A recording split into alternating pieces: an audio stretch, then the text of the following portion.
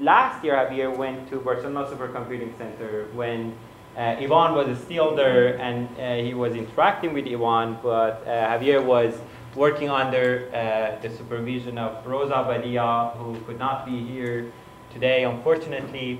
And this year, he spent some time in TJ Watson, of course, under the supervision and mentorship of Liana, working with Silam and Norm and Grace and others in IBM, and then went to Brazil. I learned a lot about culture and about different places, living in different places.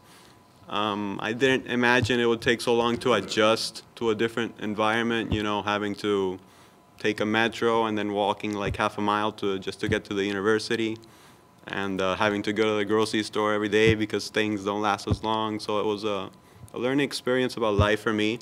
In terms of research, you know, I got to work with someone else, which she had basically a different way of evaluating the work we did, and so she was able to give me a different perspective on my research, and that I think that will ultimately help for my dissertation and when I publish more papers. And then jumping to this year, this was the first chance I had to do an internship for research at IBM.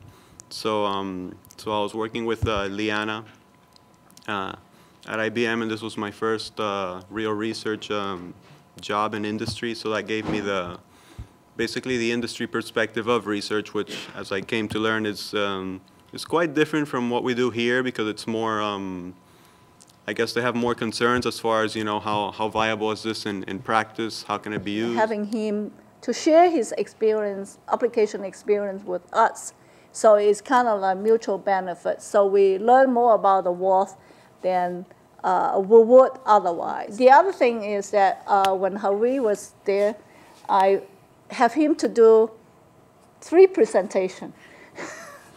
So at the end of it, I say, Javier, did we scare you?